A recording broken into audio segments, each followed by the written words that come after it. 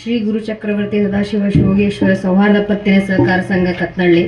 So ಈ ಒಂದು ಸಂಸ್ಥೆಯ ನೂತನ ಕಟ್ಟಡವ ಒಂದು ಉದ್ಘಾಟನೆಗಾಗಿ ನಾವೆಲ್ಲ ಸೇರಿದ್ದೀವಿ. ಪ್ರಪ್ರಥಮದಲ್ಲಿ ಈ ಕಾರ್ಯಕ್ರಮದ ದಿವಸ ಸಾನ್ನಿಧ್ಯ ವಹಿಸಿರುವ ಪರಮ ಪೂಜ್ಯ ಶ್ರೀ ಶಿವಯ್ಯ ಮಹಾಸ್ವಾಮಿಗಳ ಪಾದಗಳಿಗೆ ನಮಸ್ಕರಿಸುತ್ತಾ, ಅಧ್ಯಕ್ಷತೆಯನ್ನು ವಹಿಸಿದ ವೇದಮೂರ್ತಿ ಶ್ರೀಶೈಲ ಮಹಾಸ್ವಾಮಿಗಳನ್ನು ನಮಸ್ಕರಿಸುತ್ತಾ, ನಮ್ಮ ಸಹಕಾರಿ ಧುರೀಣರಾದ ಅಪ್ಪುಪುಟ್ಟೇಶ್ವರಿಗೆ ನಮಸ್ಕರಿಸುತ್ತಾ, ಹಾಗೂ ವೇದಿಕೆ ಮೇಲೆ ಹಾಜರಿರುವ ಎಲ್ಲ ಗಣ್ಯಮಾನ್ಯರಿಗೆ ನಾನು ನಮಸ್ಕರಿಸುತ್ತಾ, ಹಾಗೂ ಇಲ್ಲಿ ಎಲ್ಲ ಸೇರಿದ ಕತ್ನಾಳ ಗ್ರಾಮದ ಹಿರಿಯಸ್ಥರೇ, ಸಹಕಾರಿಗಳೇ, ಹಾಗೂ ಎಲ್ಲ ಆಡಳಿತ ಮಂಡಳಿ ಸದಸ್ಯರೇ ಹಾಗೂ ಸಿಬ್ಬಂದಿಗಳೇ ಎಲ್ಲರಿಗೂ ನಮಸ್ಕಾರಗಳು.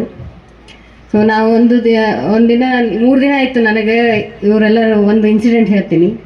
ಸೊ 3 ದಿನ ಕಂಟಿನ್ಯೂಸ್ ಈ ಸೊಸೈಟಿಯವ್ರು ಫೋನ್ ಹಚ್ತಾ ಇದ್ರು. ನಂಗೆ ಇಷ್ಟು ಖುಷಿ ಆಯಿತು ಅಂದರೆ, ಸೊ ನಾನು ಯಾರನ್ನೂ ಮೀಟ್ ಆಗಿರಲಿಲ್ಲ. ನಾನು ಇಲ್ಲಿ ಯಾರು ಪರ್ಸನಲ್ ಆಗಿ ಸೊಸೈಟಿ ಸಂಘದವ್ರನ್ನ ಯಾರು ಭೇಟಿಯಾಗಿಲ್ಲ. ಅಪ್ಪುಗಳ ಬಗ್ಗೆ ಗೊತ್ತಿತ್ತು ಅಷ್ಟೇ ನನಗೆ. ಆಮೇಲೆ ಇವರು ಒಂದು ಪ್ರೀತಿಯಿಂದ ನಾನು ಇಲ್ಲಿ ಬಂದಿದ್ದೀನಿ. ಎಲ್ಲರೂ ಇಷ್ಟು ಪ್ರೀತಿಯಿಂದ ನಾನು ಕರೆದ್ರು ಇದಕ್ಕೆ. ಸೊ ನನಗೆ ತುಂಬ ಚಿರುರುಡಿಯಾಗಿದ್ದೀನಿ. ಯಾಕಂದರೆ ನಾವು ಈ ಗ್ರಾಮಕ್ಕೆ ಫಸ್ಟ್ ಟೈಮ್ ಬರ್ತಾ ಇದ್ದೀನಿ ಈ ಗ್ರಾಮಕ್ಕೆ. ಸೊ ಈ ಗ್ರಾಮಸ್ಥರು ಎಲ್ಲರೂ ತೋರಿಸಿ ಪ್ರೀತಿಯಿಂದ ಸದಾ ಚಿರುರುಡಿ ಇರ್ತೀನಿ. ಸೊ ನಾ ಇಲ್ಲಿ ಬಂದು ಕೇಳ್ತಾ ಇದ್ದೆ ಎಲ್ಲರೂ ಹೆಂಗೆ ನಡೀತೆ ಸೊಸೈಟಿ ಏನು ಅಂತ ಹೇಳಿ.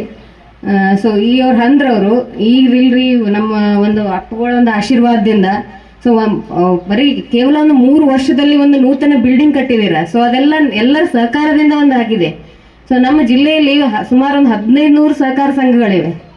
ಸೊ ಅದರಲ್ಲಿ ಇಷ್ಟು ಫಾಸ್ಟ್ ಆಗಿ ನೀವು ಇಷ್ಟು ಬೆಳವಣಿಗೆಯನ್ನು 3 ವರ್ಷದಲ್ಲಿ ಹೊಸ ಕಟ್ಟಡ ಕಟ್ಟಿದ್ದು ತುಂಬ ಖುಷಿ ಆಗ್ತಾ ಇದೆ ನನಗೆ. ಸೊ ನಾನು ವ್ಯವಹಾರ ಬಗ್ಗೆ ಎಲ್ಲ ಕೇಳಿದೆ. ಇಲ್ಲ, ಅಪ್ಪುಗಳೊಂದು ಮಾರ್ಗದರ್ಶನದಲ್ಲಿ ಏನು ಕೋಟ್ಯಾಂತರ ರೂಪಾಯಿ ನಮ್ಗೆ ಸೇವಿಂಗ್ಸ್ ಆಗ್ತಾ ಇದೆ, 4-5 ಕೋಟಿ ನಾವು ಸಾಲ ಕೊಟ್ಟಿದ್ದೀವಿ. ನನಗೆ ಆಶ್ಚರ್ಯ ಆಯಿತು. ಒಂದು ಗ್ರಾಮದಲ್ಲಿ ಒಂದು ಕಾರ್ಯವ್ಯಾಪ್ತಿ ಇಟ್ಕೊಂಡು ಇಷ್ಟೆಲ್ಲರೂ ಆಗಿ ನೋಡಿ ತುಂಬ ಖುಷಿ ಆಯಿತು ನನಗೆ. ಸೊ ಈಗಿನ ಕಾಲದಲ್ಲಿ ನೋಡ್ತಾ ಇದ್ದೀವಿ ನಾವು. ಸರ್ ಅಪ್ಪುಪುಟ್ಟಿ ಸರ್ ಹೇಳ್ದಂಗೆ ಬಹಳಷ್ಟು ಸಹಕಾರ ರಂಗಗಳು ಬಹಳ ಒಂದು ಕಪ್ಪು ಛಾಯೆ ಮೂಡಿಬಿಟ್ಟಿದೆ. ಬಹಳ ಕಡೆ ಎಲ್ಲ ಹಣ ತೊಗೊಂಡು ಓಡೋದ್ರಪ್ಪ. ಸೌಹಾರ್ದ ಬ್ಯಾಂಕ್ ಒಳಗೆಲ್ಲ ಏನಪ್ಪ ಅಲ್ಲಿ ನಮ್ಮ ದುಡ್ಡು ಸೇಫ್ ಅದಾವೋ ಇಲ್ಲೋ ಎಲ್ರಿಗೂ ಬಹಳ ಇದು ಇರುತ್ತೆ. ಸೊ ಒಂದು ಸಹಕಾರ ಸಂಸ್ಥೆ ಜೊತೆ ಒಂದು ವ್ಯವಹಾರ ಮಾಡೋದೇನಂದ್ರೆ ಅಲ್ಲಿ ಆಡಳಿತ ಮಂಡಳಿ ಸದಸ್ಯರು ಹೇಗಿರ್ತಾರೆ, ಸಿಬ್ಬಂದಿ ಹೇಗಿರ್ತಾರೆ, ಆ ಒಂದು ನಂಬಿಕೆ ಮೇಲೆ ಜನ ಅವ್ರ ಜೊತೆ ಆರ್ಥಿಕ ವ್ಯವಹಾರ ಮಾಡ್ತಾ ಇರ್ತಾರೆ. ಸೊ ಯಾಕಂದ್ರೆ ಎಲ್ಲರೂ ನೀವು ಇಲ್ಲಿ ಇರ್ತೀರಾ, ಎಲ್ಲರೂ ಒಬ್ರಿಗೊಬ್ರು ಜಾಸ್ತಿ ಪರಿಚಯ ಇರ್ತೀರ. ಆ ಒಂದು ನಂಬಿಕೆಯನ್ನು ಮಹಾಭಾವ ಇರ್ತೈತಲ್ಲ, ಅದರಿಂದ ಎಲ್ಲರೂ ಮಾಡ್ತೇವೆ. ಸೊ ಎಲ್ಲರಿಗೂ ಕೇಳ್ಕೊಳ್ಳೋದೇನೆಂದ್ರೆ, ನಿಮ್ಮ ಆಡಳಿತ ಮಂಡಳಿ ಸದಸ್ಯರು ಸಿಬ್ಬಂದಿ ಮೇಲೆ ಒಂದು ಟ್ರಸ್ಟ್ ಇಟ್ಟು ನೀವೆಲ್ಲರೂ ಸದಸ್ಯರಾಗಿ ಅದನ್ನು ಸಹಕಾರ ಕ್ಷೇತ್ರವನ್ನು ಬೆಳೆಸಿ ಅಂತ ಕೇಳ್ಕೊತಾ ಇದ್ದೀವಿ. ಯಾಕಂದ್ರೆ ಸಹಕಾರ ಅನ್ನೋದು ಆದಿಕಾಲದಿಂದ ಬಂದಿದೆ. ಈಗ ಒಬ್ರು ಸ್ವಾಮಿಗಳು ಹಿಡಿದು ಕೇಳಿದೆ ನಾನು, ನಮ್ಮ ಕಿವಿಗೆ ಮೂಗಿಗೆ ಸಹಕಾರ ಇರಲಿಲ್ಲ ಅಂದ್ರೆ ಏನು ನಮ್ಮ ಬಾಡಿಯೊಳಗೆ ಕೆಲಸ ಆಗಲ್ಲ. ಒಂದಕ್ಕೊಂದು ನಮ್ಮ ಬಾಡಿ ಪಾರ್ಟ್ಸು, ಕಣ್ಣು ನೋಡಬೇಕು, ಬಾಯಿ ಮಾತಾಡಬೇಕು, ಕಿವಿ ಕೇಳಬೇಕು. ಆ ಥರ ಒಂದು ಮೂಲಭೂತ ಇದನ್ನೇ ಸಹಕಾರ ಅಂತಿದೆ. ಸೊ ಹಾಗೆ ಒಂದು ಸಹಕಾರ ತತ್ವದಲ್ಲಿ ಇದು ಒಂದು ಸಂಸ್ಥೆ ನಡೀತಾ ಇದೆ. ಸೊ ಇದಕ್ಕೆ ಇನ್ನೂ ಈಗ 3 ವರ್ಷ ಆಗಿದೆ. ಇನ್ನೂ 5-10 ವರ್ಷ 25 ವರ್ಷ ಇನ್ನೂ ಬ್ರಾಂಚಸ್ ಮಾಡಲಿ ಅಂತ ನಾನು ಹಾರೈಸ್ತೀನಿ.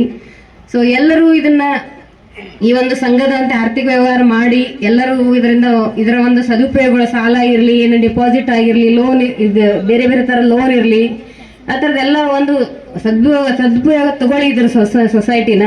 ಹೀಗೆ ಜಾಸ್ತಿ ಬೆಳೀಲಿ ಹಾರಿಸ್ತೀನಿ ನಾನು.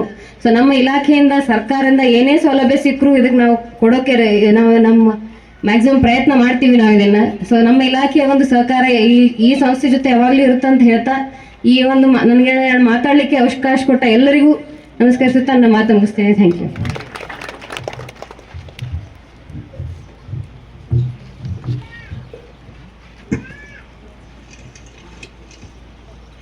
ಸಹಕಾರಿಯು ಯಾವ ರೀತಿ ಅಭಿವೃದ್ಧಿ ಹೊಂದುತ್ತದೆ ಎಂಬಂತ ಮಾತನ್ನು ಹೇಳಿದಂತಹ ಶ್ರೀಮತಿ SK ಭಾಗ್ಯಶ್ರೀ ಅವರಿಗೆ ಮೇಡಮ್ ಅವರಿಗೆ ಧನ್ಯವಾದಗಳು. ಈಗ